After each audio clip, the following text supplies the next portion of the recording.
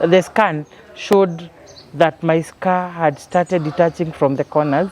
It is something that put my doctor on a lot of caution, because he was telling me, Esther, this is difficult. And he's an elderly man. Yeah. Esther, this is very difficult.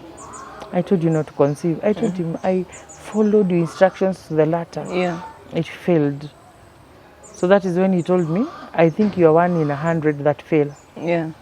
Now I have to treat you like a special case. I remember there's a woman who told me she doesn't know me without Aniju bila mimba. But 2016, a fourth baby comes.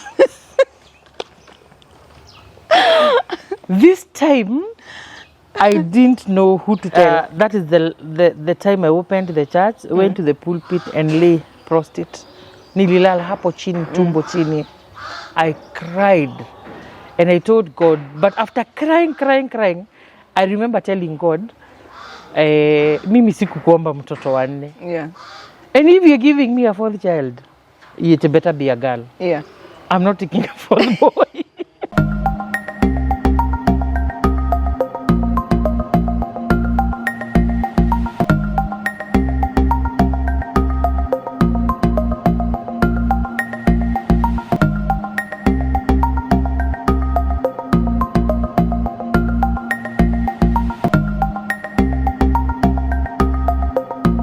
My colleagues could not understand, my seniors, not my colleagues, my seniors could not understand why I'm a pregnant woman like any other, and there were others I was working with and they were pregnant. Why is my expectancy, why is my pregnancy special? Yeah. But you can't go telling everybody what you've been through. Not everybody will and everybody's pregnancy is different. Yeah, everybody's it's very experience is different. But I thank God because of the lady who was who I used to report to, my immediate boss. She was quite understanding, and we used to talk a lot with her, and I gave her my story. But I remember when I disclosed the news, and okay, let me take you back, Kidogo. Just before I conceived, I had to undergo a procedure, but this one was not intrusive because I had a problem with my fallopian tubes. Not blockage, but the doctor felt they needed to do a procedure. So when I was asking her for the sick leave, she definitely had to inform her. Yeah. So immediately after the procedure, I conceived. Now when I disclosed, I remember her looking me straight in the eyes and asked me, Esther, utaishi kuchinjwa?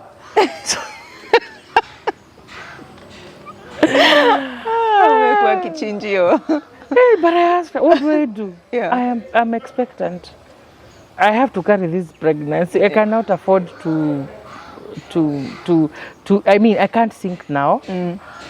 And by then, I used to commute from Kiambu to the airport. The first trimester, apart from nauseating and everything, there was no much problem. But from the second semester, Catherine, it was hard. It was hard. You're going with the bus, so the bus hits a bump, and you feel like you will scream in the bus because my scar was very painful. It was painful. I used to walk holding it. From my 5th month, I used to walk holding it. And on the 7th month, the doctor put me on bed rest. And now I'm working for a company that they were not very understanding. So they told me, from now you start your maternity leave. And that time we didn't have working from home or anything. Yes, we didn't have working from home. Yeah. And then even if we had my work, I couldn't work from home because it was hands-on. Yeah. And I stayed at home, no movement.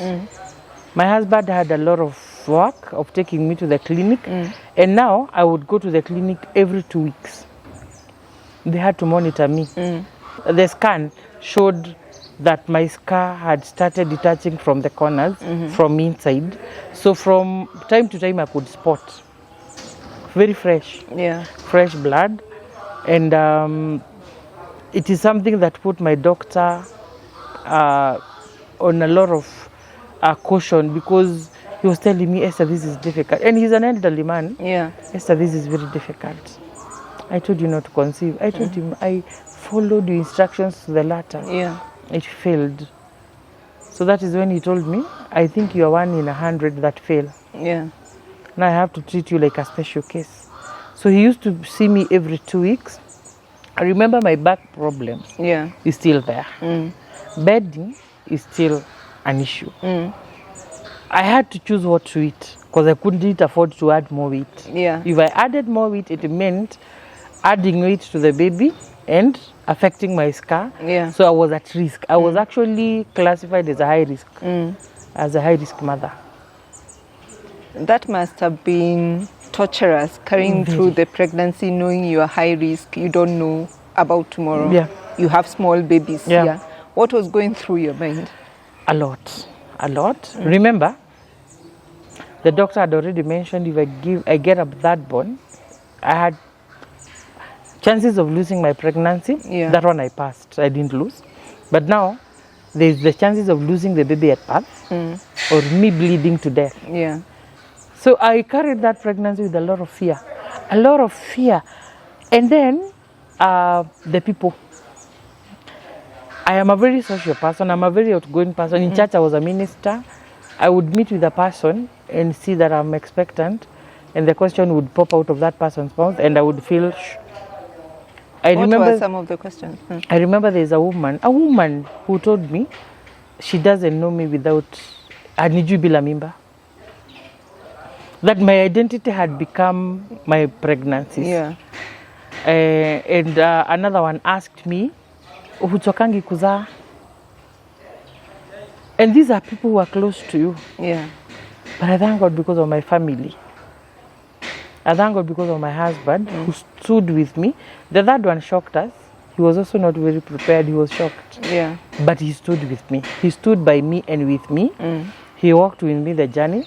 I thank God because of my house help. I stayed with one house help for 8 years. And this girl saw me conceiving, took me through, and she was very supportive. My church members were very good. But I can count to you 1, 2, 3, 4 people that I wouldn't want to meet today. Yeah. Because they didn't see me. People will see you like unapenda kuzaa, but they don't know what they don't know through. The backstory. They don't know the story. Yeah. Before you judge somebody, know their story. Yeah. There are 3 ladies who really stood by me. I don't know whether I can mention their names. Just mention. I have Caro Isaac, there's Masegetao and Mirikari. I think these, and my best maid, Aurelia Wanjiro, these 4 ladies, I think, to me, they were gods and they were my angels. It wasn't easy, but they walked with me. I didn't mention that when I conceived my third born, I was in denial and I didn't know because I remember I mentioned about my cycles were not very consistent. Yeah. So I continued taking the strong contraceptive. So my baby was affected. And when I was taken out to the hospital for delivery, actually I was booked on a Monday. I was supposed to go and be admitted on a Sunday so that I can go to the theater on Monday. But on Friday, my whole body became pale. You know, I'm not very light, but I'm late. How many weeks at this point? I was 35, 36. I was 36 because the doctor had said he would remove the baby at week 37. Because now the scar was unbearable. It was too painful. Yeah. And I remember I had my hairdresser come into the house, do my hair so that in readiness for going to the hospital on Sunday. Yeah. But on that Friday, she did my hair on Thursday. On that Friday, my body became very pale. Very pale. I started scratching the entire body. I told you my husband was working in shifts. So he had left for his evening shift. And I was in the house with my 2 babies. Remember, I have 2 toddlers. And my house help. So my house help was like, she was very helpful. Actually, she was like my sister. And Jerry, wherever you are, to me, you are an angel. She knows I really love her. She told me, Mama Providence, Ita Baba Providence. Then I told, my firstborn is called Providence.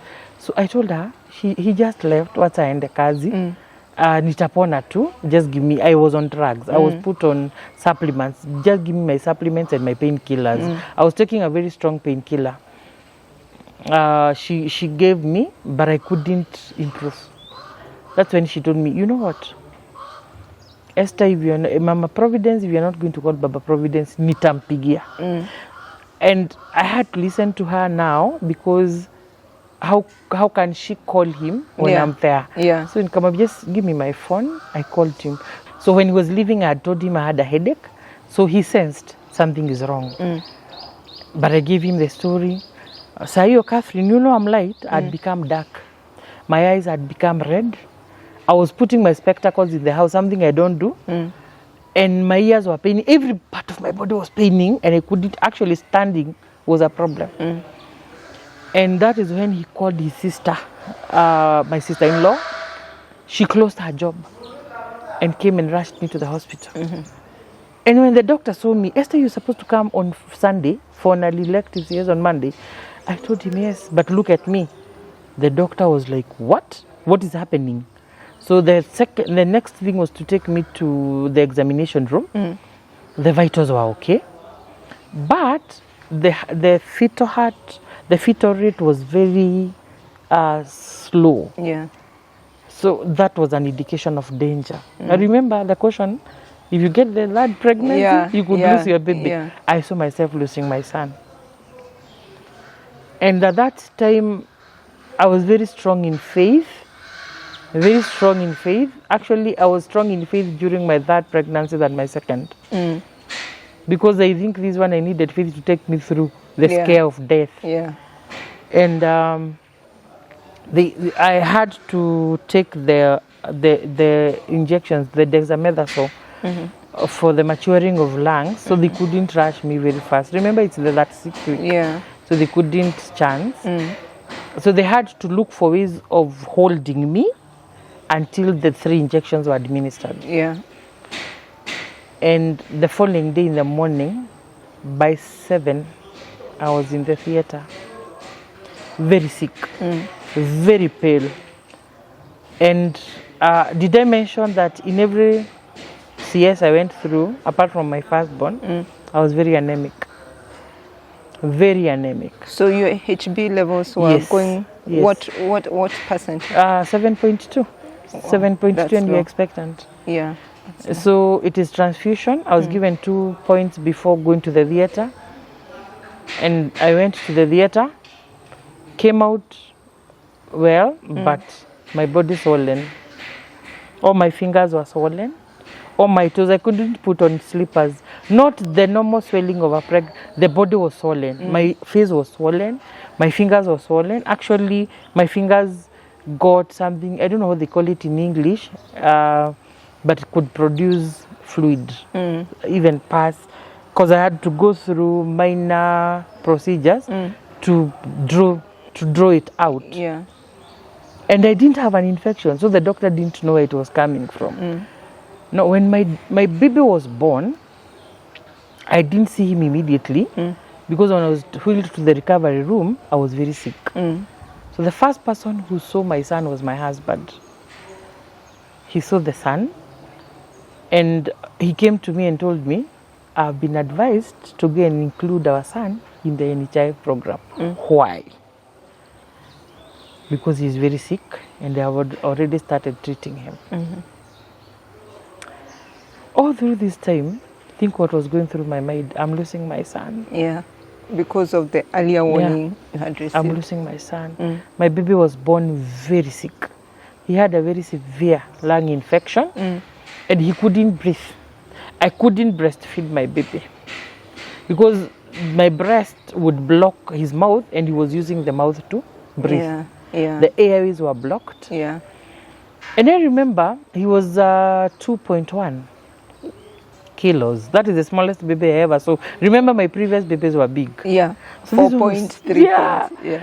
So I remember the doctor saying my baby needed to go through bilirubin's test. And at the facility I was in, they couldn't do it. So we needed plasma to take to Nairobi Hospital.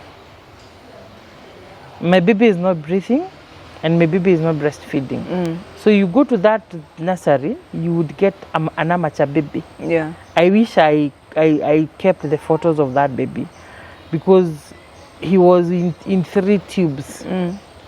The oxygen, remember he's not breathing? Yeah. The feeding tube through his nose and a drip. A very tiny baby. So trying to get the lines to fix the drip because they had to flush out the infection. And I would look at my baby and wonder, is it really my baby? And he was like that. Now they're giving him oral antibiotics. And he was not responding the first day. The second day, I am sick, the baby is sick. Yeah. The third day, the doctor said, Esther, I want you to take this baby to Kenyatta. I told him no. I don't know where the courage came from, but I told him no. I remember telling him, the doctors in Kenyatta went to the same schools we went to. Yeah. And the God in Kenyatta is the God in this hospital. So treat the baby, God will heal. And the third day, he got jaundice. His body turned yellow. I'm losing my baby, Catherine. I'm in pain. Yeah. I can't walk. Even walking was a problem. My scar took so much to heal this time because it was the third one. That is when now the doctor got to a point and they agreed with the doctors they were working with. Now that, I think it was on the 7th day, and they agreed they have to put my son on a very strong antibiotic that could not be administered orally. It had to go through the veins. And I had to sign a consent because it's something that is not done to infants. Yeah. But I told them, just do it. Yeah. He told me I have to wait for the father. I told him I'm calling him on phone and putting him on speakerphone. Yeah. And he agreed, and the baby was put. On the 9th day, I counted the day. I remember every day like it was yesterday. Yeah. And now it is almost 12 years down the line. He was put on that. On the 9th day, my baby could breastfeed, but the jaundice was still there. So he was on phototherapy. So I would go to the nursery, breastfeed him, and then take him back to the phototherapy machine. Yeah. At least now he started, that was a relief. Yes. I started breastfeeding and I would look at him looking yellow, not the mild, yellow, completely yellow. Yeah. I would breastfeed him, take him back to the phototherapy machine, and the jaundice took like 7 days to clear. So we stayed in the hospital 18 good days. At least this time I was healed. My swelling had been managed. My paleness, I went through the transfusion and I was okay. So we were discharged on the 18th day. We went home on the 19th day. Yeah. So the baby is even 3 weeks. 3 weeks already. 3 weeks old, yeah. But he was still very tiny and very sick. He was still on medication. And during the CS of the third born, the doctor had opted of permanent solution to conception.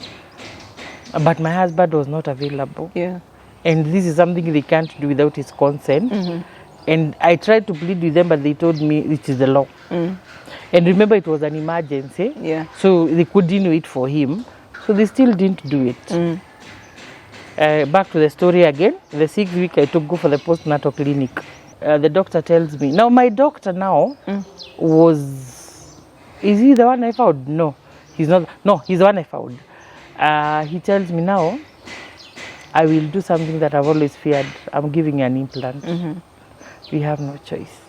So they gave me an implant of 5 years.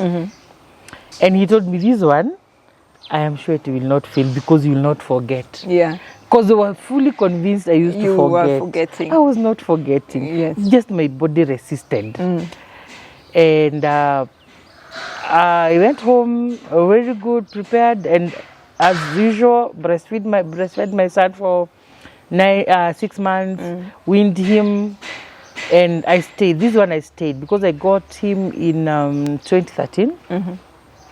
At least the whole of 2014, 2015 was good. Yeah. I didn't conceive. But this time, I was working with a company that I used to travel a lot. And I think it also contributed to the fact that I didn't conceive that fast. Yeah. But 2016, a fourth baby comes. This time, I didn't know who to tell. Yeah. I took 3 months. I think I disclosed to my husband on the 3rd month. You could not believe it. I couldn't. I was in denial completely. Actually, how I got to know it, I was very sick. I'm very prone to tonsils. I got very severe tonsillitis and went to Aga Khan, Kiambu. And the doctor looked at me, looked at my history, and he told me, Esther, based on your history, and I've asked you your last LMP, Yeah. and you've told me like 2 months ago, you know what? Sikupei hizi dawa. Because they're strong, they can abort your baby. I told him I'm not expectant. He told me, no, I'm not ruling out. Let's do the test. Yeah. But the lab didn't do the test, so we argued, because he only knew with my severe tonsils could only be handled by very strong antibiotics. Yeah. So he told me, kwa sababu umekataa kabisa nakupea hizi dawa, but go through the chemist, buy a kit. Yeah. Don't take these, because if you take them when you're pregnant, you will lose that baby. So I carried my my conscience was still alive, so I went to buy the chemist. I followed the instruction and bought. But when I got, do you remember I'm in so much pain because of the tonsillitis? And all this time I've nursed back problems. All this time I've nursed strange headaches that were always associated with the CSS. I got home, took out the kit, but I couldn't do it. And I am in pain. So I only swallowed the painkillers. But the following day I felt, no, I have to swallow these antibiotics. So you didn't take the antibiotics that night? Yeah, I'm a Christian. Yeah. So I wouldn't live with a conscience that I killed my unborn babies. Yes.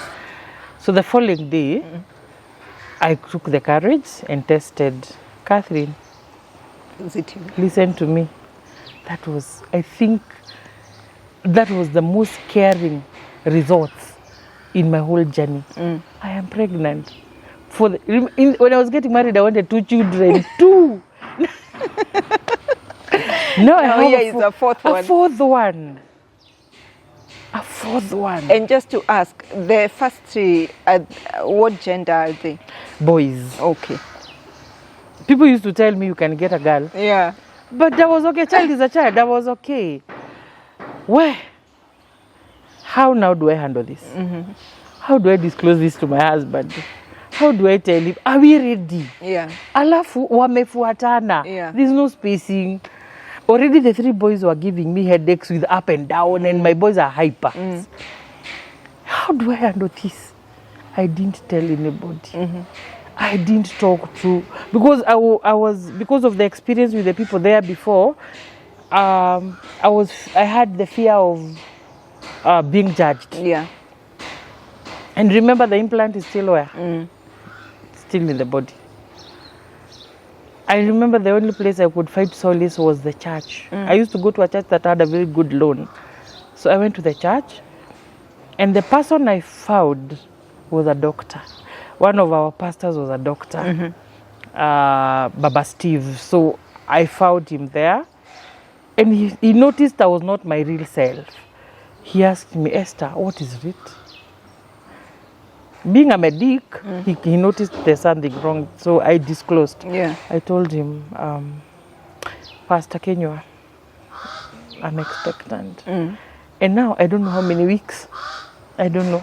Because remember, I have this. Yeah, I have an irregular cycle. Yeah. I don't know. Yeah. Yeah. Hey, the pastor looked at me, but I thank God for that man. He held my hand. Remember, he's a doctor and he's a pastor. Yeah. So he prayed with me, and he told me, what do you want? Do you want to do away with the baby? I told him no. I'll give birth to my baby. But you know what? My husband doesn't know. Look for ways to tell him. So you delegated that responsibility? Yes. Yeah. That is the time I opened the church, went to the pulpit and lay prostrate. Nililala hapo chini, tumbo chini. I cried and I told God, but after crying, I remember telling God, mimi sikukuomba mtoto wa 4. Yeah. And if you're giving me a 4th child, it better be a girl. Yeah. I'm not taking a 4th boy. So I went home after 3 hours in the church, very positive, strong, but I was not ready to disclose the news to the father. Yeah. And I think I told him at the one I thought was the 3rd month. And you know I'm big. Before you notice I'm expectant. Yeah. So at I have one I always notice. So do you nikamwambia, you know what? I'm expectant. So the pastor did not disclose to No, him? he didn't. Okay. I am pregnant. This is the first time I saw him freeze. How? When? Why? So the questions started flowing. Yeah. I told him, I'm expectant. I'm carrying a 4th baby. He didn't talk. And he went to work. And by then, now I had shifted jobs. I got another job. I was working at Embakasi. And still a distance. Still was living in Kiambu. Yeah. And my husband was like, he was quiet. But after a few days, he came back. Ati ulikuwa unaniambia. That's now when it sank. Yeah. And now we started a prayer journey. Now I went back to my ladies. My best maid was very supportive. Yeah. I think when someone is choosing a best maid, choose a friend. She stood with me. I know she's the person who used to gather women to pray for me. My 3 friends were there with me, Mercy, Caro, and Mary. Yeah. Those are, I think they are friends that I'll never forget. They stood with me. Kwanza Caro. Caro used to make sure I have everything. I don't work. They used like to check on me on a daily basis. And then we had shifted to a flat. We were living in the 5th floor and there was no lift. So I used to come from work in Bakasi. I'm tired, carrying the 4th pregnancy with all this. But I thank God, the 4th pregnancy was not very difficult until the 3rd trimester. I started feeling pale. This time my gyna had shifted. He had left the country. Yeah. But I got another one, very supportive, Dr. Koi. And the doctor walked with me the journey again. And coincidentally, he happens to be a friend of my husband. Yeah. So he took me like his sister. He walked with me the journey. But one night, I couldn't sleep. That was the 35th week. According to the scan, remember, because of the irregular Ps, I couldn't tell when I conceived. Yeah. So we were relying on the scan. So on the 35th week, one night I couldn't sleep. I couldn't at all sleep. I was pale, I was in pain, and the story repeated itself. Yeah. So I remember that is when my husband woke up in the morning and they took me to the hospital and I was admitted. I was put on bed rest and the doctor said, this time, huendi nyumbani, kaa hospitali. Yeah. This is where we'll be able to monitor you. Yeah. Nikakaa hospitali, and I think on the 8th day of my admission, I was wheeled to the theater and the baby came. I had not scanned the gender, but the baby came a baby girl. God had your prayer. I had a 4th baby, a baby girl. I called her Favor because I only saw favor. I only saw the hand of God on me. And that is my journey with my 4 pregnancies. It's been 6 years, 4 cats. Yeah. It was not easy. I've been judged. People don't understand why I can't go to the gym to lose weight. Yeah. But I still nurse. I still nurse the effect of the 4 cats. It has not been easy. My back is still an issue. I can't do hard work. I can't bend. And I can't engage in vigorous exercises. Yeah. Yes, but looking at my children now, 2 of them are teenagers. The other one is transiting into teenage soon. And the other one is 7 years. I look at them and I'm like, God, if it were not for you, I would not have gone through. So now, how have you been able to manage for 7 years now without another pregnancy? We had to do what they couldn't do. Yeah. I opted for a permanent solution. And I think that is what has kept me going. And this one, chances of failing are very low. Yeah. At least this time, I made sure the husband was there to to sign, to consent. Yes. So looking back at your journey, is there anything you would do differently if you were to go back in time? Yes, many things. One, I would really have to like engage a doctor from the time of marriage and undergo tests, because I was told if I had undergone a certain tests before I conceived my firstborn, they would have known that my body is resistant to any family planning. Yeah. Yes, I would have done that differently. Two, the choice. Okay, this one I would not do differently, because even if I were to get another baby, which I will not, I would go for the doctor, the same doctor. I think the thing that I would do differently is knowing my situation before my first conception. Yeah. Yeah, because if I had known, I would not have, though I don't really regret, at least I see my babies who are very good. Yes. Okay. Yeah. And what would you tell other women who probably are in a similar situation or have gone through a similar situation and have not been able to come out of it because of the judgments that you go through?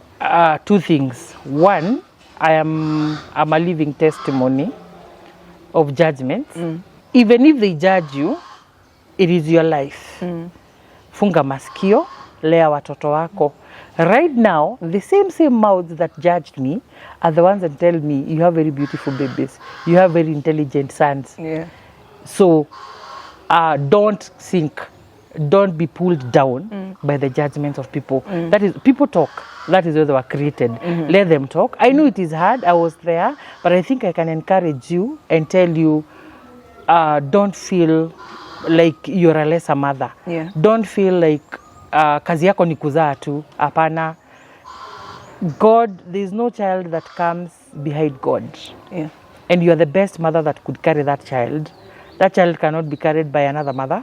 God purposed it that you will carry that child at that particular time. So take it positively.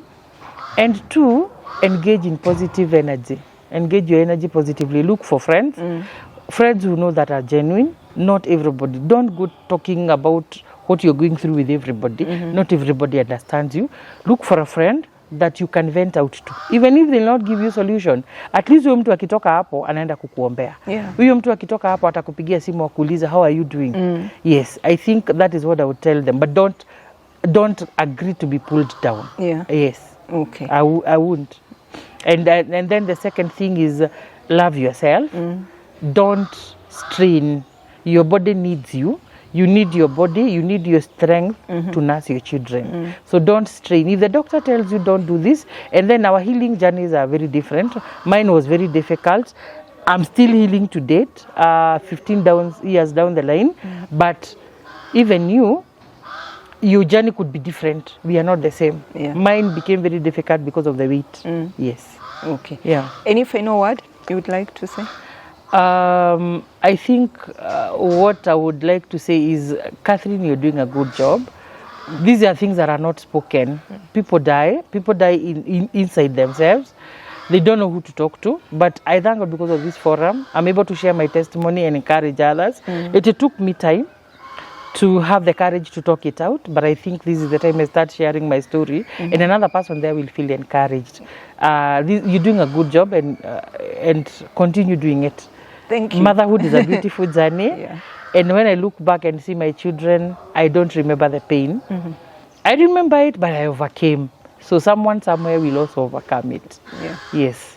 Thank you so much for sharing your story. I hope it is an encouragement to others who may be going through a similar situation. Thank you so much. Thank you for watching and staying with us. If you've not subscribed to the channel, please subscribe. See you again next week.